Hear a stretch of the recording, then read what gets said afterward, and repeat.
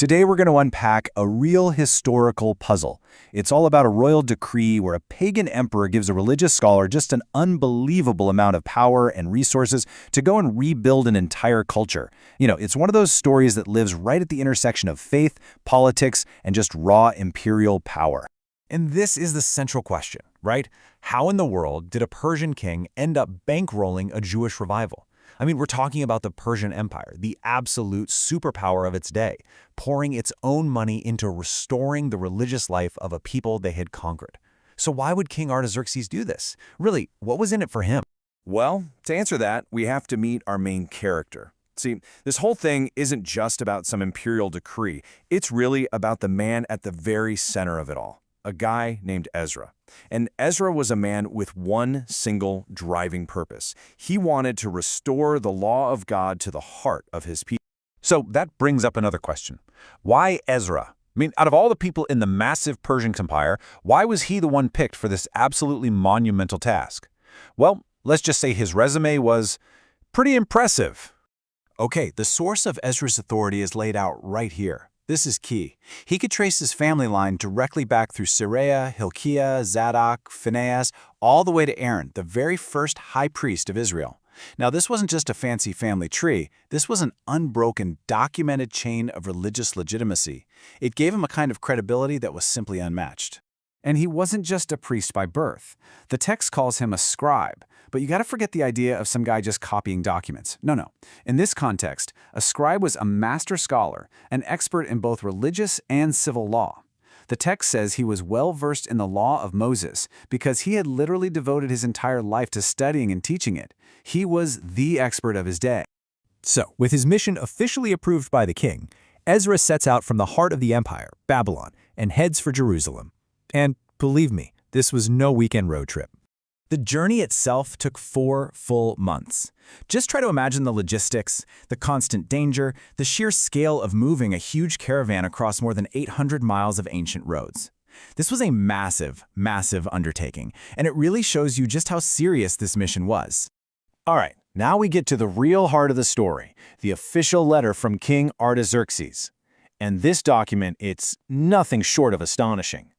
It is, for all intents and purposes, a royal blank check, backed by the full weight of the Persian throne.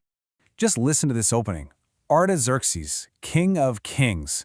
This is the most powerful man in the known world speaking. And he's addressing Ezra not as some lowly subject, but with huge respect, calling him both a priest and a teacher of the law of the God of heaven. The tone is set right from that very first line. The king's support kicks off with funding, and it comes in layers. First, there's a personal donation of silver and gold straight from the king and his inner circle. Then, he gives Ezra the authority to collect even more from the entire province of Babylon. And on top of that, they could accept free will offerings from the people. It's this incredibly comprehensive fundraising strategy, all spelled out by the king. But just collecting donations, that was only the beginning. The king's decree went one crucial step further, basically opening the doors to the imperial treasury itself with a really direct and powerful command. The decree allowed Ezra to withdraw up to 100 talents of silver right from the royal treasury. Now, to put that into perspective for you, a single talent was worth about 20 years' wages for an ordinary worker. So yeah, we are talking about a fund that would be worth millions and millions of dollars today. It's a staggering sum.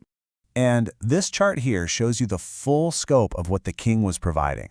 It went way beyond silver. Ezra had a line of credit for huge amounts of wheat, wine, and olive oil. But look at that last item, salt, with no limit. Unlimited. Salt was absolutely essential for temple sacrifices, and it was a valuable commodity. An unlimited supply?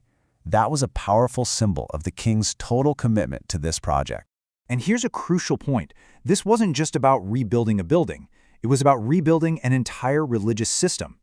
By making everyone working at the temple, priests, Levites, musicians, even the gatekeepers, totally exempt from all taxes, tribute, and duty, the king created this powerful incentive for people to actually dedicate their lives to this work.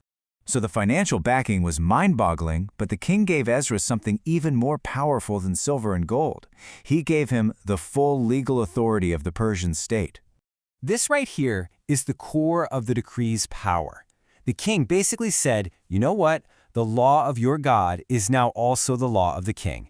He fused religious law with imperial state power.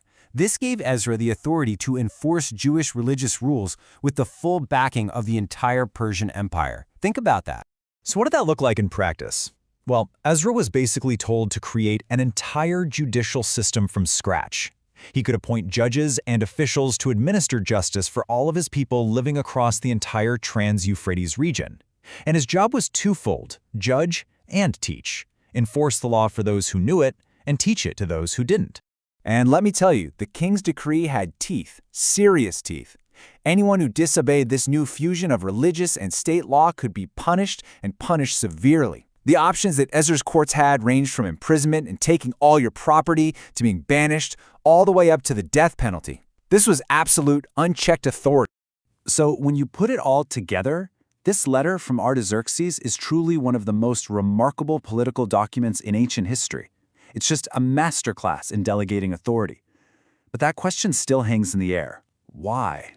You know, the letter itself actually gives us a pretty big clue about the king's motivation. He asks, why should his wrath fall on the realm of the king and of his sons? And that one line reveals this fascinating mix of shrewd politics, keep a province stable by honoring its god, and maybe a genuine fear of making a powerful local deity angry.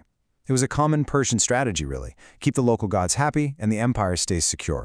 So in the end, the king's support really stood on three main pillars. He provided immense financial backing, he granted supreme legal authority, and he guaranteed complete religious freedom for the temple and everyone who worked there. It was the whole package, totally designed for success.